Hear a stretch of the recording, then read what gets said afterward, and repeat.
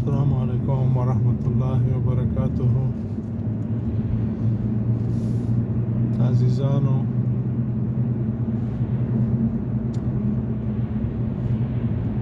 زمون خبره تل یوه وي، حق ویل،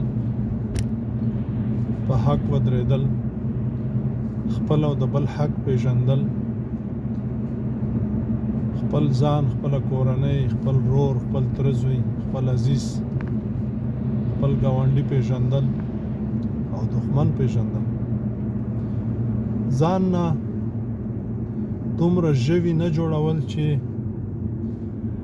دوست ته دښمن او دښمن ته دوست فکر کوي.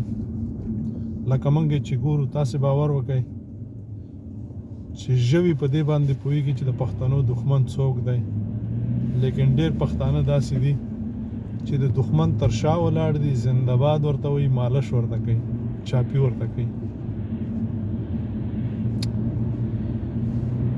د داسې ژوند نه 1000 واره مرګ بهتر دی. را به شو زما د خبرې مقصد ته چې نن وخت راغلی دی چې مفتی، ملا، قاری، حافظ، تبلیغی، پیر، مرید او د دوی ملاتړي، تجار، کروندګر، هټیوال، جنرال، پیلوټ، غریبکار،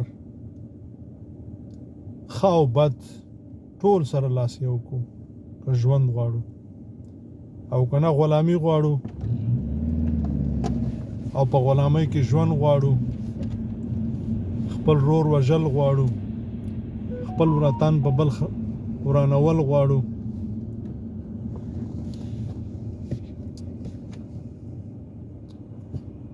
او په دنیا کې د غلامۍ ژوند او د مرګ نه وروسته د خدای پاک عذابونه، په دې باندې موږ او تاسو ټول پوهېږو. نو بیا څه چې مو زړه غواړي کوئ. نن ډېر په مهارت سره اوس خو ښکاره پښتانه وژل کېږي. اوس هغه د پخوا په څېر نه و چې ډېر تکتیکونه به، اوس خو ډېر په چل باندې. خو بدبختي دا ده چې خپل ورسره دي. دښمن ډېر ډارن دی، ډېر ډېر ډېر ډېر کمزوری دی. خو منګه په داسې فرقو باندې ویشل شوي یو چې دی مولا دی، او دی مجاهد دی، او دی طالب دی، او دی پیر دی، او دی مرید دی، او دی چې دی نشنلی دی، او دی پیپلی دی، او وژني. په هیڅ نوم نه خلاصېږي که ته ووایې چې زه به په دې نوم خلاص شم. کنې سترګې پټې کړئ، تاسې او خدای ورباندې فکر وکړئ چې کوم یو یې نه دی وژلی. مولا یې وواژه، طالب یې وواژه، پیر یې وواژه، مرید یې وواژه، مجاهد یې وواژه، کمونست یې وواژه، نشنلي یې وواژه، پیپلي یې وواژه، او داسې نور. که تاسو وایئ موږ د پنجاب لکۍ ونیسو، د پنجاب لمن نیسو، پرېبم دي، په خدای که مو پرېږدي. ژوند مو، خوشحالي مو، آبادي مو یوازې او یوازې په یووالي کې ده چې ټول یو بل وزغمئ، ټول یو بل ته لاس ورکئ. نو د دې ظالم دښمن، د دې تور دښمن نه به خلاص شئ، کنې وژل کېږئ به. د دوی یو بنګي، د دوی یو چرسي، د دوی یو پوډري، او ستاسې مفتی په خدای کې سره جوړئ.